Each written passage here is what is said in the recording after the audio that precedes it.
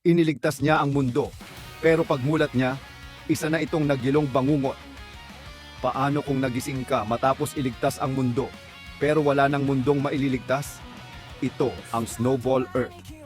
Matapos ang matinding laban kontra sa mga higanteng halimaw, nagising si Tetsuo sa isang Earth na tuluyan ng nabalot ng yelo.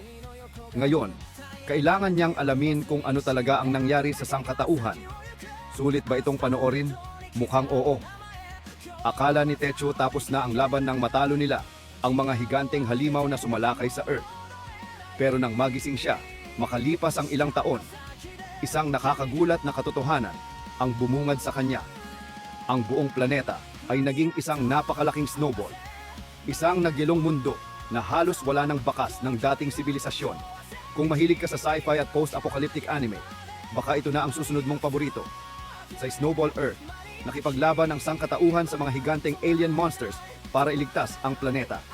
Isa sa mga bayani ng laban ay si Tetsuo. Ngunit matapos siyang mawala sa loob ng maraming taon, nagising siya sa isang Earth na ganap ng nabalot ng yelo. Wala na ang mundong kanyang kilala. Habang sinusubukan niyang malaman ang nangyari sa sangkatauhan, nahaharap siya sa mga bagong panganib at nakakagulat na sikreto. Isang kwentong puno ng aksyon, misteryo, at matinding survival. Ito ang Snowball Earth.